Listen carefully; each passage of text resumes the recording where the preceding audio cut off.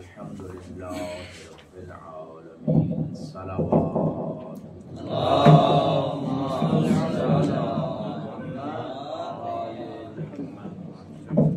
پچھلے ہفتے جو ہماری گفتگو ہوئی تھی وہ توحید فی الخالقیہ، خالق ہونے کے اعتبار سے اللہ کو وحدہ لا شریک ماننا، اس حوالے سے بات ہوئی تھی۔ اور اگر آپ کو وہ آیت یاد ہے، اگرچہ اسی معنی میں بہت ساری آیات ہیں، لیکن ہم نے ایک آیت پیش کی تھی، تقریباً بہت ساری آیات کے یہی الفاظ ہیں، یہی اصل ہے جو سرنامہ کلام میں تھی۔ اگر کسی کو یاد ہے تو بتا دیں۔ قل اللہ خالق کل شیء، اے میرے حبیب آپ فرما دیں کہ اللہ ہر چیز کا خالق، تبارک اللہ احسن الخالقین، یہ دوسری آیت دی تھی۔ خالق تو وہی ہے ہر چیز، لیکن وہی فرما رہا ہے کہ وہ خالقین میں احسن ہے، یعنی اور بھی خالق ہے، خود اللہ کہہ رہے ہیں، لیکن احسن خالق اللہ ہے۔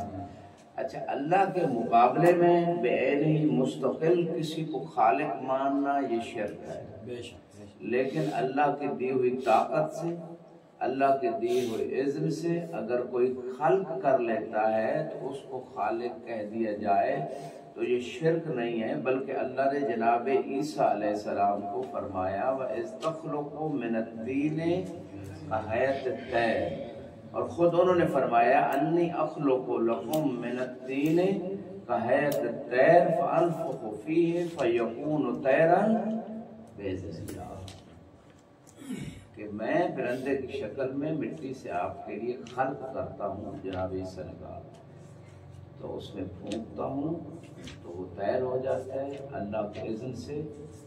تو یہ خالق عیسیٰ کو خود اللہ نے بھی کہا اور انہوں نے بھی اپنے آپ کو کہا۔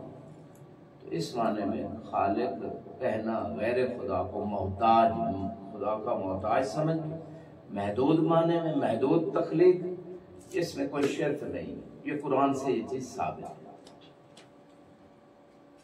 یہ مختصر سا بیان پچھلے درس کا خلاصہ آپ کے ذہن میں آ گیا۔ آج ہماری بات ہے توحید پھر ربوبیہ، توحید پھر ربوبیہ، ٹھیک ہے؟ جنہوں نے ناشتہ کیا وہ ایک درود پڑھے بار محمد والا۔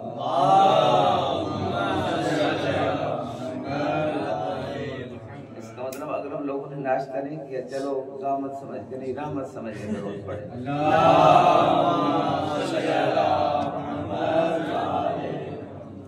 توحید پھر ربوبیہ، رب کا کیا معنی ہے؟ رب کا لغوی معنی ہے مدبر الکائنات، مدبر کائنات کا نظام چلانے والا، کائنات کی تدبیر کرنے والا، یہ رب کا لغوی معنی ہے۔ لیکن اصطلاحی معنی میں جو علماء علم کلام نے رب کا معنی کیا ہے، فرماتے ہیں کہ رب کی طرف تین صفتوں کی باز گشت ہوتی ہے۔ کتنے صفتوں کی؟ تین صفتیں۔ ایک خالق، یعنی جب رب کہیں تو مطلب ہے وہ خالق ہے، جب رب کہیں تو مطلب ہے وہ رازق ہے، جب رب کہیں تو مطلب ہے وہ مدبر کائنات۔ یہ تین صفتیں جو ہیں جب آپ یک مشت بیان کرنا چاہیں تو آپ کون سا لفظ کہیں گے؟ کسی ذات میں اگر تینوں صفتیں ایک ہی لفظ میں بیان کرنا چاہیں تو کیا کہیں گے؟ رب۔ اور اگر تمام صفات کو ایک لفظ میں بیان کرنا چاہیں تو کیا کہیں گے؟ خدا کی جمالی اور کمالی صفات کو ایک لفظ میں بیان کرنا چاہیں تو وہ لفظ اللہ ہے، مستجمع لجمیع صفات۔ اس لیے ادعیہ جو ہے یا آیات روایات، بعض جگہ لفظ اللہ آیا، بعض جگہ لفظ رب آیا، بعض جگہ رحیم آیا، رحمان، جتنے بھی اللہ کے نام ہیں، تو مناسبت کے لحاظ سے یہاں مناسب کیا تھا؟ الحمدللہ رب العالمین، وہاں لفظ اللہ کو پہلے لایا گیا، موصوف ہے ذات خدا اور رب اس کی صفت ہے، لیکن یہاں بہت بڑی بات ہے کہ تمام عالمین کا رب کون ہے؟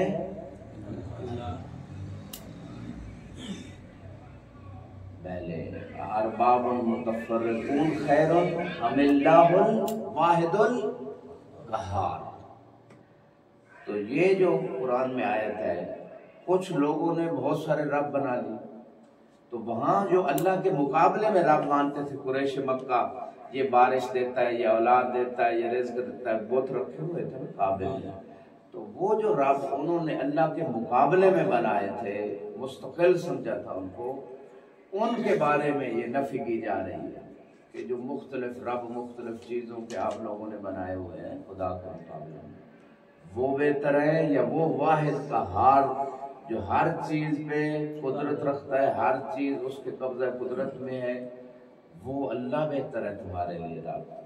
تو ان ارباب کی نفی کی گئی کہ جو رب خدا کے مقابلے میں بنائے۔ اچھا، کچھ رب ایسے ہیں کہ جن کو رب کہنا لغوی اعتبار سے خود قرآن میں آیا، اور جناب یوسف جیسے معصوم نبی نے کہا ہے اذکرنی عند ربک، اذکرنی عند ربک۔ یہ کس سے کہا تھا جناب یوسف نے؟ اپنے وہ قید کے ساتھی سے جو آزاد ہو کے جا رہا تھا، اور اس سے کہا تھا کہ اپنے رب کے پاس میرا ذکر کر دینا۔ وہ رب کون تھا؟ بادشاہ۔ وہ بادشاہ چونکہ اس ملک مصر کا نظام چلا رہا تھا، اس لیے اس کو لغوی اعتبار سے رب کہتے تھے۔ اور جناب یوسف نے کہا، یہ بات کسی عام بندے کی ہوتی، پھر بھی اگر اللہ اس کی تائید کر دیتا تو اس کو مطلب ہے خدا کی طرف سے کوئی اشکال نہیں ہے، لیکن خود جناب یوسف نے کہا، کوئی اس کا نفی نہیں کی گئی۔ اس کا مطلب ہے غیر خدا کو بھی، حتیٰ غیر معصوم کو، حتیٰ وہ مسلمان بھی نہیں تھا، مصر کا بادشاہ، اس کو رب کہا یوسف نبی نے، اذکرنی عند ربک، چونکہ وہ ایک ملک کا نظام چلا رہا تھا، اور نظام چلانے والے، تدبیر کرنے والے کو لغت میں رب کہتے ہیں، تو لغوی اعتبار سے انہوں نے استعمال کیا۔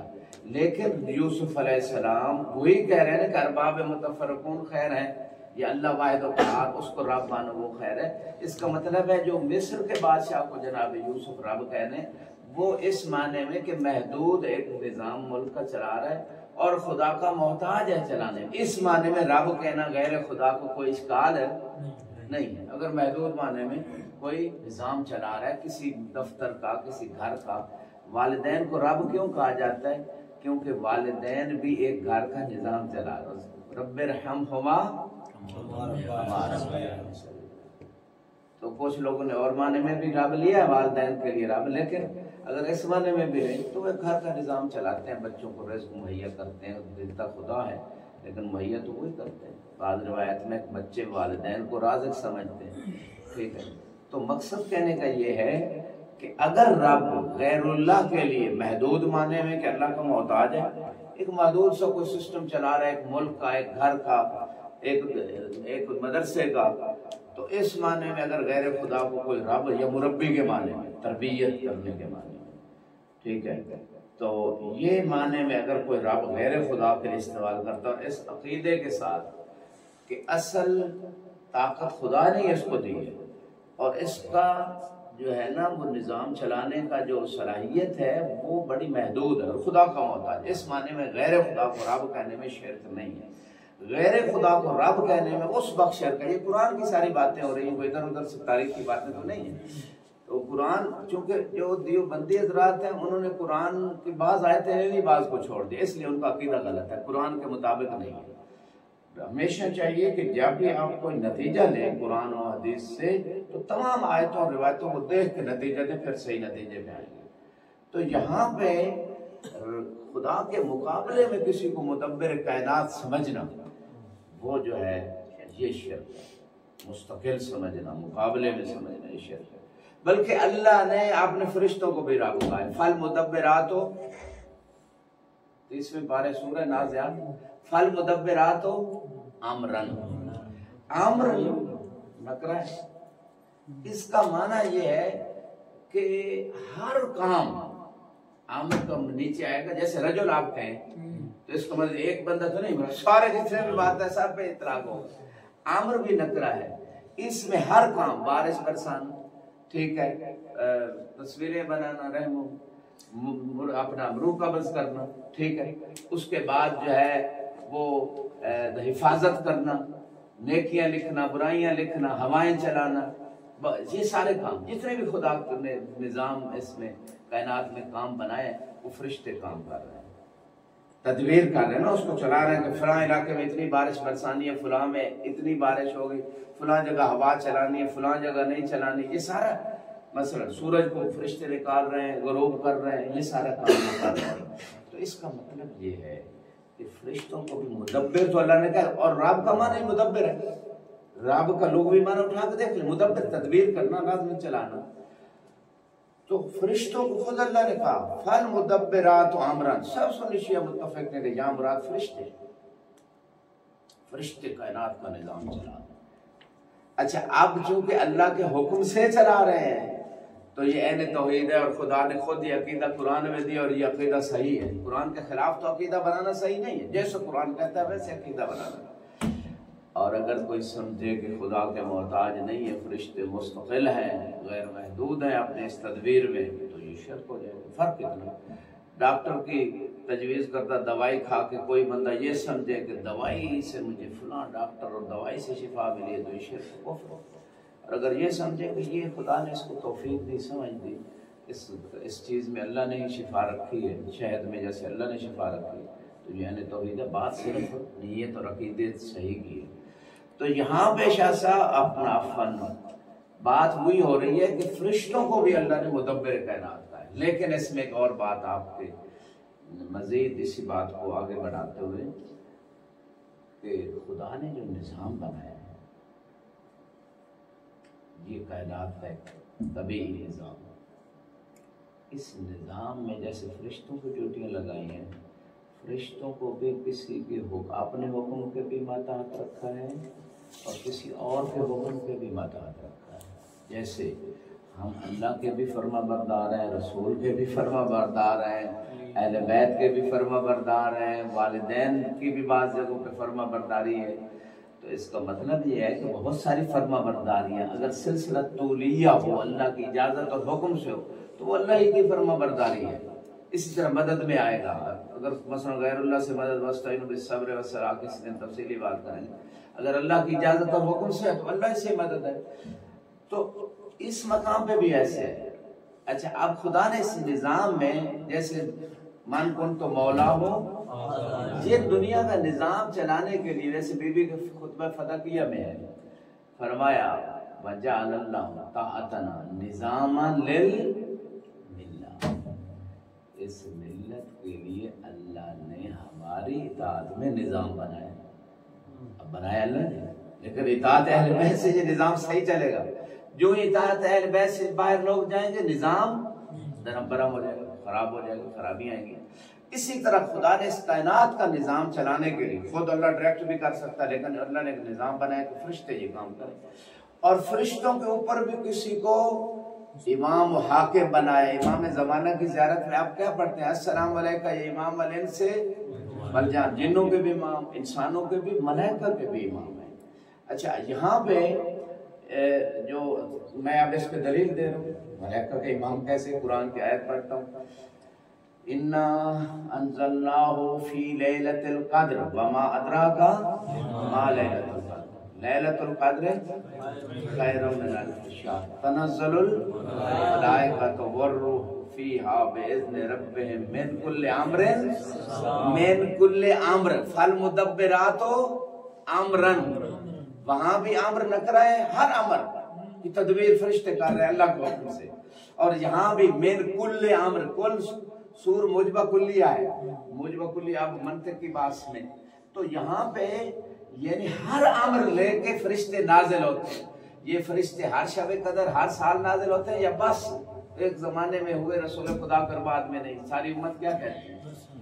ہر سال ہر شب قدر میں فرشتے نازل ہوتے ہیں، اور ہر مسئلے کو، بھئی فلاں بندے کی زندگی بڑھنی ہے، فلاں کو علم ملنا ہے، فلاں کو صحت ملنی ہے، فلاں کو اولاد ملنی ہے، فلاں جگہ اتنی بارش ہوگی، فلاں جگہ قحط ہوگا، فلاں جگہ بیماری، گھبرا تو نہیں ہے؟ پوری توجہ چاہوں گا۔ لہٰذا یہ فرشتے آتے ہیں، ہر امر، پوری مخلوق کے جتنے بھی تقدیر الہی میں، قضاء و قدر میں جو فیصلے ہیں، وہ ہو جاتے ہیں، لیکن خدا نے نظام بنایا، اس کائنات کا بنایا اللہ نے فرشتوں کے ذریعے، وہ جب طے ہو جاتا ہے پھر امام زمانہ کے وقت کے امام کے پاس شب قدر میں وہ فرشتے ساری کائنات کے تمام مسئلے لے کے آتے ہیں، اور فرشتے نافذ اس وقت کرتے ہیں جب امام زمانہ کے دستخط اور توقیع اور اجازت ہو جاتی ہے۔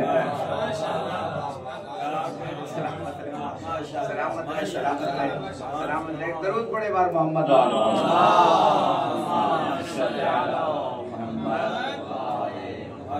سلامت رہے، سلامت رہے۔ تو اب سمجھ آ گئی پوری ان چند ایک آیات کو سمجھ کے جو نتیجہ نکلا کہ کائنات کا رب، عالمین کا رب اللہ ہے، مستقل ہے، غیر محدود ہے، مدبر کائنات ہے، خالق ہے، رازق ہے، لیکن اس نے اپنا نظام چلانے کے لیے اپنے خادم، عبد، نوکر رکھے ہوئے ہیں، ان میں فرشتے ہیں، اور فرشتوں کے اوپر جو ہے ایک اور آیت، کچھ لوگ تھوڑا جاگ نہیں رہے تھے، ان کو جگانے کے لیے ایک آیت یاد آ گئی، آپ کی محبتیں دیکھتے ہو، آپ کے ایمان کی تازگی کے لیے اللہ نے فرمایا اطیعوا اللہ و اطیعوا الرسول و اولی الامر منکم۔ اللہ نے اول الامر کا لفظ استعمال کیا۔ پوری توجہ چاہوں گا، فرشتے چلا رہے کائنات کے ہر امر کو اللہ کے حکم سے، اور شب قدر بھی فرشتے ہر امر کو، ہر بندے کی ہر تقدیر کو جو پورا سال اس کے مقدر میں لکھا جانا ہے وہ امام کے پاس لے کے آتے ہیں۔ اور میں نے کہا تھا امام کے حکم کے بغیر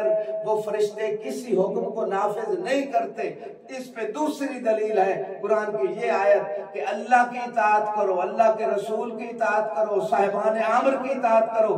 اس کا مطلب ہے فرشتے جب صاحبان امر کی اجازت سے نافذ کرتے ہیں تب فرشتے امام زمانہ کی اطاعت میں آتے ہیں، تب جا کے وہ امر نافذ ہوتا ہے۔ اس کا مطلب یہ ہے کہ جب تک کائنات کا کوئی بندہ، چاہے رزق کے اعتبار سے، اولاد کے اعتبار سے، شادی کے اعتبار سے، صحت کے اعتبار سے، اس پوری کائنات کے ہر مسئلے کے اعتبار سے، جب تک کہ وقت کے امام کے ذریعے سے اس کا مسئلہ حل نہیں ہوتا، اس لیے روایت میں کہ اگر امام زمانہ سے یہ زمین خالی ہو جائے تو ایک دن بھی نہ زمین باقی رہے نہ زمین والے باقی رہے۔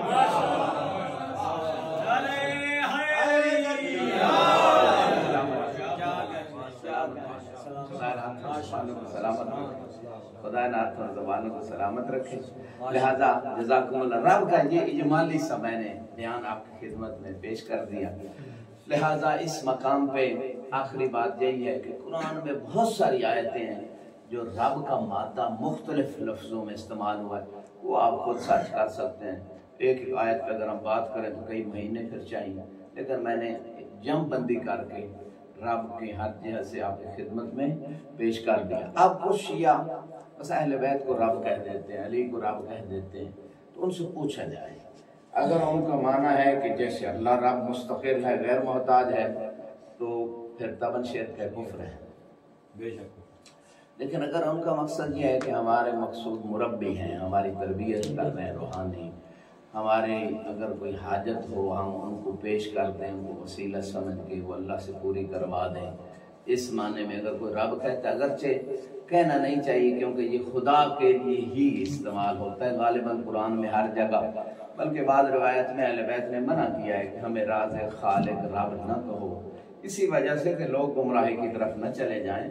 اور وہ مستقل معنی میں اگر کوئی انہیں کہتا ہے تو یقیناً وہ شرک و کفر و غلو ہے۔ لیکن اگر کوئی بندہ اس نیت سے کہتا ہے کہ ہمارے مربی ہیں، ہماری حاجات پوری کر دیتے ہیں، اگر ہم ان سے کوئی مدد طلب کریں، خدا انہوں نے ان کو طاقت دی ہے، خدا کا محتاج ہیں، محتاج مستقل نہیں ہے، خدا کی طرح غیر محدود نہیں ہے، تو وہ ان پہ کفر و شرک کا فتویٰ نہیں لگ سکتا۔ وہ عقیدہ اگرچہ انہوں نے کسی روایت میں آیا نہیں ہے کہ مثلاً وہ انہوں نے کہا کہ ہمیں رب کہو، بلکہ انہوں نے منع کیا بعض روایت میں، طبعاً اسی معنی میں منع کیا ہے کہ جس معنی میں مستقل خدا کے لیے استعمال ہوتا ہے۔ فرمایا ایک مشہور حدیث ہے مختلف کتابوں کے اندر، فرمایا اجعلوا لنا ربا وقولوا فی فضلنا ما شئتم वलन तुद्रिकू, हमारा एक रब करार दो, हमें रब ना कहो, हमारे लिए अल्लाह को हमारा रब करार दो, और हमारी फजीलत में जो कहना चाहो, जो जाग रहे हैं हमारी फजीलत में जो कहना चाहो। इमाम ने कायदा कुलिया दे दिया, ये नहीं फरमाया जो कुरान में हमारी फजीलत में है फकत वो बयान करो, ये नहीं कहा जो हदीस में हमारी फजीलत में है फकत वो बयान करो। फरमाया जो आप भी अपनी तरफ से हमारी फजीलत में जो कहना चाहो, बस अल्लाह को हमारा रब करार देना है कि हमारा खालिक भी वही है, हमारा राज़िक भी वही है, हमें इल्म भी उसी ने दिया, हमें कुदरत भी उसी ने दी, ये अकीदा तुम्हारा होना चाहिए। उसके बाद हमारी फजीलत में आप जो कहना चाहो कह दो, हमारी फजीलत की मंजिल आला तक आप लोग पहुंच नहीं सकते। सलामत रहे। क्या कहने, हमारे फजाइल का आप लोग इदराक नहीं कर सकते। और इसी पे पिछले हफ्ते मैंने एक लंबी हदीस सुनाई थी, और हमारे फजाइल को आप लोग जो है ना वो उन तक नहीं पहुंच सकते, यानी आप लोगों की वुसअतों से बाहर हैं हमारे फजाइल तक पहुंचना। पिछले हफ्ते हमारी शेख सदूक की रसूलुल्लाह की वो हदीस मैंने आपकी खिदमत में पेश की थी, और वह हदीस क्या थी?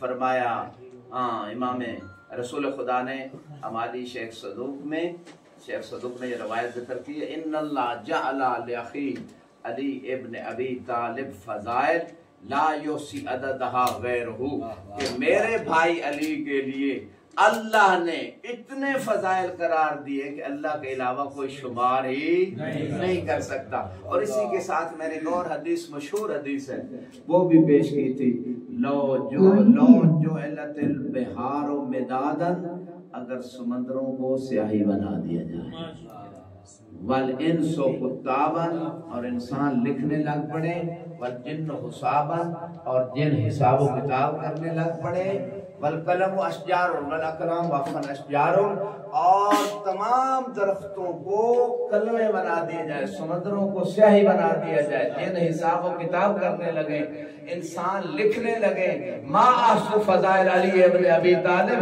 ये सारा कुछ मिल के भी अली के फजाइल का शुमार नहीं कर सकते। एक मिल के दरूद पढ़े बार मोहम्मद वाले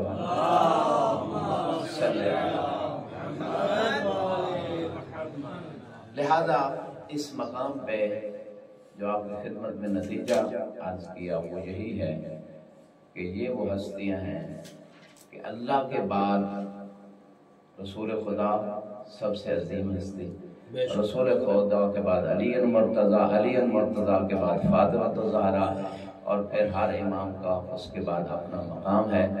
इमाम ज़माना अलैहिस्सलाम का अपना मकाम है, उनकी ताजील फर्ज के लिए मिल के दरूद पढ़े मोहम्मद।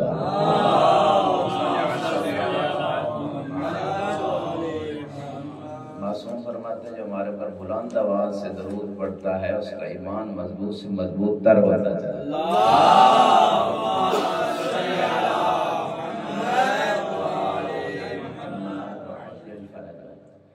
अभी अगर चंद दकाइक हैं अजान में, क्या टाइम है, तो एक दो बातें आपकी खिदमत में।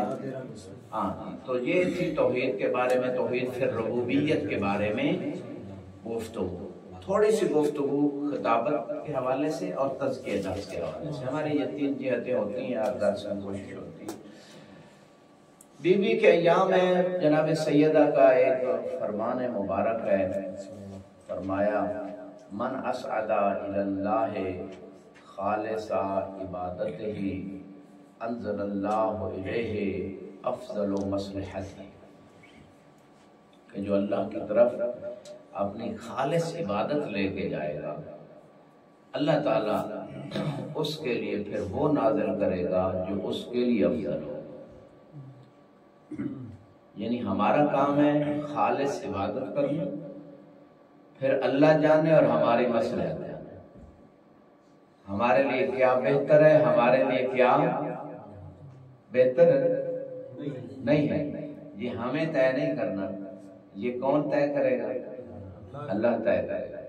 हमारा काम क्या है, क्या करना नहीं, इबादत फकत खालिस इबादत, खालिस इखलास के साथ। इखलास का माना क्या है? پیور، خلوص دل کے ساتھ، یعنی خلوص دل کے ساتھ پیور، جس میں ملاوٹ نہ یعنی ہو، جس میں ملاوٹ نہ ہو. یہ الاشیاء تعرف بالاضداد ہے کہ اس کی ضد سے چیزوں کو پہچانو. دن کی تعریف رات نہیں ہے، رات کی تعریف کے دن نہیں ہوتا. ٹھیک ہے، تو یہ ہے. تو خالص کا معنی جس میں ملاوٹ نہ ہو. دودھ خالص کبھی آپ کو زندگی میں ملا؟ اپنے علاقے میں شاید ملا ہوگا، لیکن کبھی کبھی کہیں مل جاتا ہے شاید، ہے تو وہ کم ملتا ہے نا. جس طرح دودھ خالص کم ملتا ہے، اس طرح ایمان اور عبادت خالص بھی کم ملتا ہے. اکثر لوگوں کی جو مومن بھی ہیں ان کی عبادت میں خالص مانتے ہیں.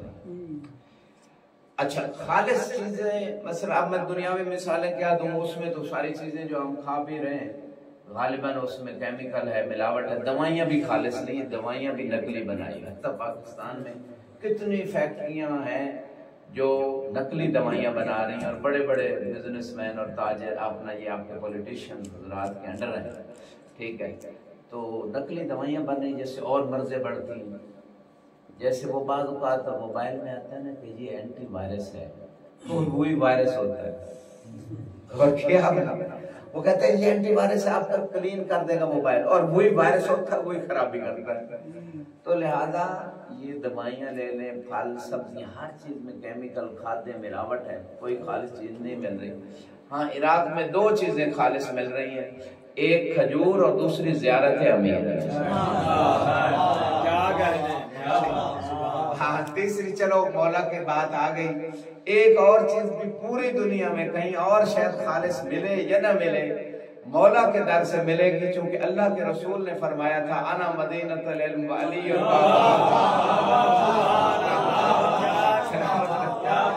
سلامت رہے، خدا نعت اور زبانوں کو سلامت رکھے. اس در سے علم خالص ملتا ہے. اسی لیے تو ہم سب اپنے وطن چھوڑ کے اتنی دور سے، یہ رشتہ داروں سے دور، نہ خالص خوراک کھا رہے، زحمتیں برداشت کر رہے، تاکہ کم از کم علم خالص مل جائے. جب علم خالص مل گیا تو ایمان بھی خالص ہو جائے گا. ایک درود پڑھے بار محمد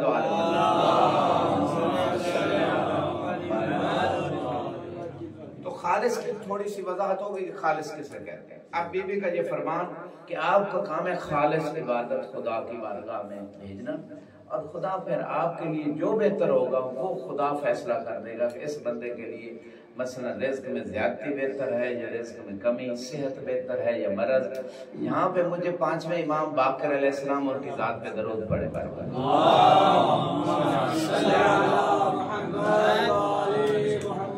جابر 7 معصوموں کے شاگرد ہیں، آخری عمر ہے اور عمر وفا نہیں کرتی، اور آخری عمر میں 7 معصوموں کے صحابی اور شاگرد. اور صحابی کا مرتبہ بھی سن لیں، باوفا صحابی.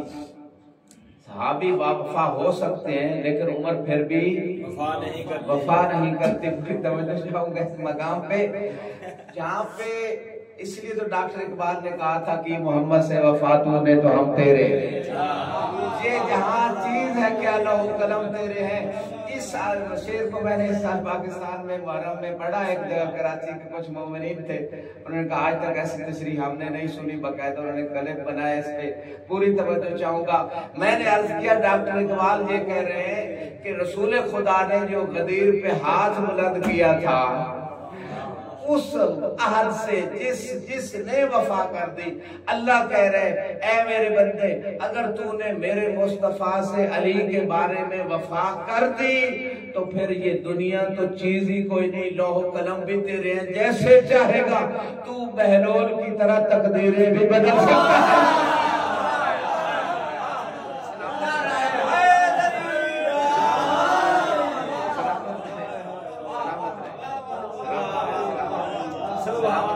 سلامت رہے جن کے ہاتھ نہیں اٹھے، جن کی زبانیں جو ہے نا وہ علی کے حق میں نہیں بولی، ان کے لیے اگلا جملہ قطرہ کتاب کے اندر آیت اللہ جو بہت بڑی عظیم ہستی، 40 سال مولا کے حرم میں سب سے پہلے داخل ہوتے تھے اور نماز شب پڑھتے تھے، اور اس کے مقدمے میں لکھا ہوا ہے بی بی کے خواب میں دیکھا سید جو ہے انہوں نے مؤلف صاحب قطرہ کہتے ہیں کہ میں نے خواب میں دیکھا بی بی کے زانوں پہ میرا سر ہے، میں نے کہا بی بی اتنی مجھے عزت مقام آپ کیوں دے رہی ہے؟ خواب میں دیکھا، کہا تو نے ہمارے شان میں کتاب قطرہ جو لکھی ہے اس کتاب میں واقعہ ہے کہ جناب امیر المومنین علیہ السلام جب سلمان محمدی کے تجہیز و تکفین کے لیے جو مدائن میں فوت ہو گئے تو وعدہ کیا تھا نا، مولا سے لیا تھا کہ میرا غسل کفن آپ نے دینا ہے، نماز جنازہ آپ نے پڑھنی، پوری توجہ کی محمد سے وفات ہونے تو ہم تیرے ہیں، یہ جہاں چیز ہے کیا لہو قلم تیرے، اس پہ ایک واقعہ پیش کروں، جن کے ہاتھ نہیں اٹھے، جن کی زبانیں نہیں بولی، ان کے لیے جملات کروں۔ مولا مدینے سے مدائن پہنچے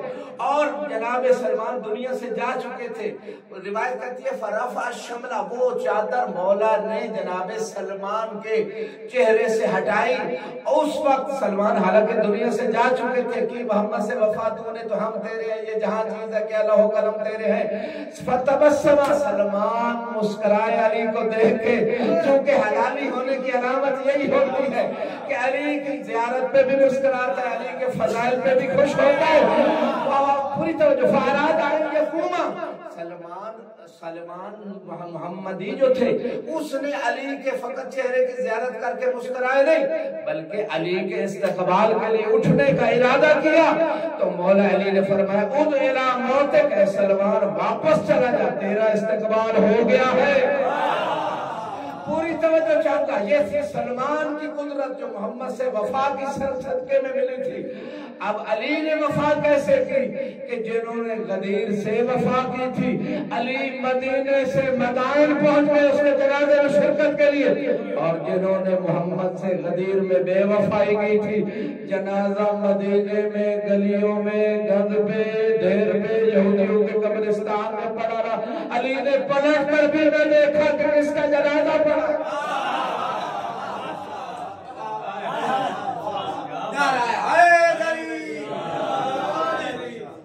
محمد سے وفات ہو تو ہم تیرے رہے، یہ جہاں چیز ہے کیا قلم تیرے، سبحان اللہ۔ یہاں پہ مختصر آخری بات یہی کہ خالص عبادت، اور خالص عبادت سے انسان خدا کا قرب بھی حاصل کرتا ہے، اور خالص عبادت سے اللہ کی طرف سے انسان کے لیے خیر کے دروازے کھلتے ہیں۔ خالص عبادت کے لیے پہلی چیز یہ ہے کہ پورے دین کی معرفت ہونی چاہیے، کیونکہ اگر چند قدم چلے گا پھر کوئی غلطی کر دے گا، پھر سفر آگے بڑھنے کی بجائے وہ وہیں رکا رہے گا یا پیچھے ہو جائے گا انسان۔ روحانی سفر میں بات کر رہا ہوں، لہٰذا خالص عبادت کے لیے پہلے پورے دین کی معرفت ہو، اور حلال رزق ضروری ہے خالص عبادت کے لیے، کیونکہ حرام رزق سے روایت میں ایک لقمہ جو حرام کو کھا لیتا ہے 40 دن تک اس کی نماز ہی قبول نہیں ہوتی۔ حرام رزق سے نیکیوں کی توفیق سلب ہو جاتی ہے، برائیوں کی رغبت بڑھ جاتی ہے۔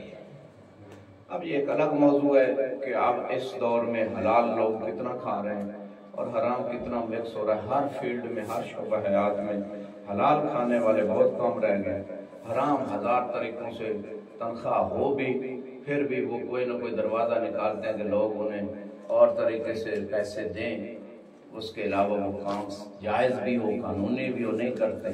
اسی طرح ٹیچر ہے، ڈاکٹر ہے، ایک ٹیسٹ کی ضرورت ہے 5 لکھ دیں گے، دوائیوں کی 1-2 کی ضرورت ہے 10 لکھ کے دے دیں گے، بہت ساری ہر فیلڈ میں آپ دیکھ لیں۔ تو حلال رزق نمبر 1، پورے دین کی معرفت نمبر 2، نمبر 3 محاسبہ خالص عبادت کے لیے یومیہ۔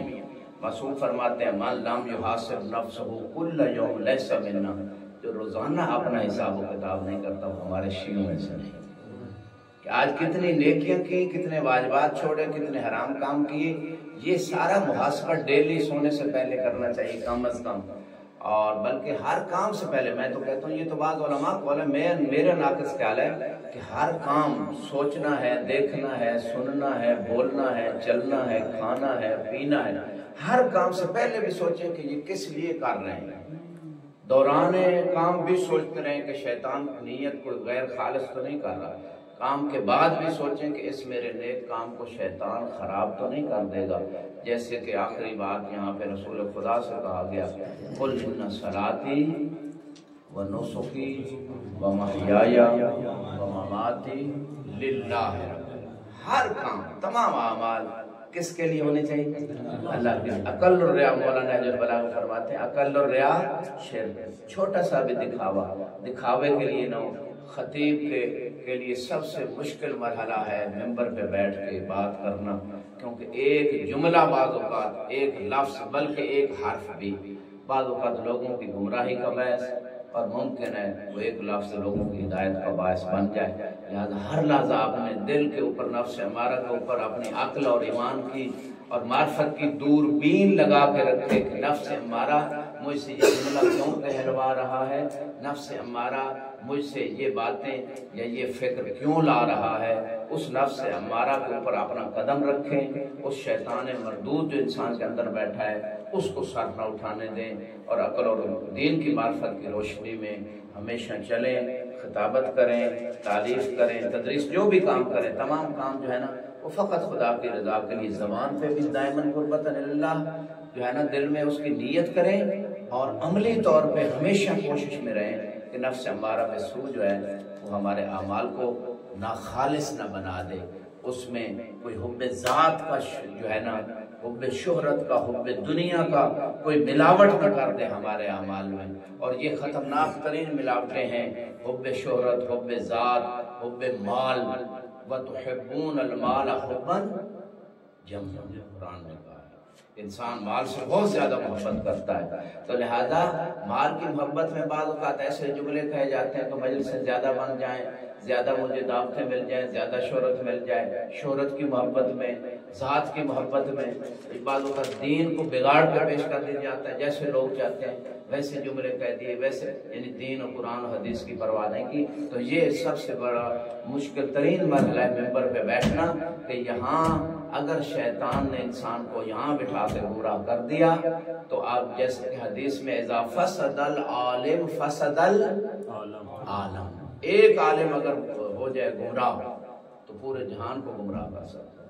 اور دوسرے مقام پہ فرمایا وَإِذَا صَلَحَ الْعَالِمُ صَلَحَ الْعَالَمُ.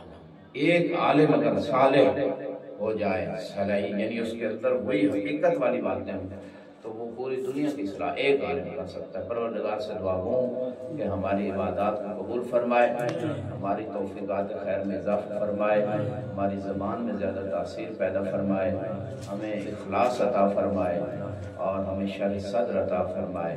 ہمیں امام حسین علیہ السلام کی خدمت کی ہمیشہ توفیق عطا فرمائے، ہمارے گناہوں سے درگزر فرمائے، اور اگر کوئی مریض ہو اسے شفاء کاملہ عطا فرمائے. ہمارا خاتمہ بالخیر فرمانا، شفاعت محمد و آل محمد نصیب فرمانا. پروردگار علم و عمل کی دولت سے ہمیں مالا مال فرمانا. ہمیں نجف جیسی نعمت سے صحیح معنوں میں بہرہ مند ہونے کی توفیق عطا فرما. ہمارے بچوں کو آئندہ نسلوں کو بھی خدمت اہل بیت کرنے کی توفیق عطا فرما. تمام جو حوزہ کے طلاب کرام ہیں جہاں کہیں بھی دنیا میں، ان سب کی توفیقات خیر میں اضافہ فرما، ان کی مشکلات اور پریشانیوں کو دور فرما. سنی شیعہ بھائیوں کو مل کے اسلام دشمن طاقتوں کو مقابلہ کرنے کی توفیق عطا فرما. خصوصاً لبنان و پارا چنار کی شیعوں کی حفاظت فرما، ان کی مدد فرما. فلسطین کے مظلوموں کی مدد فرما. مراج اعظام کا سایہ ہمارے سروں پر قائم و دائم فرما. ایک مرتبہ سورہ فاتحہ تمام مومنین مومنات کے لیے مع الصلوات علی محمد و آل محمد.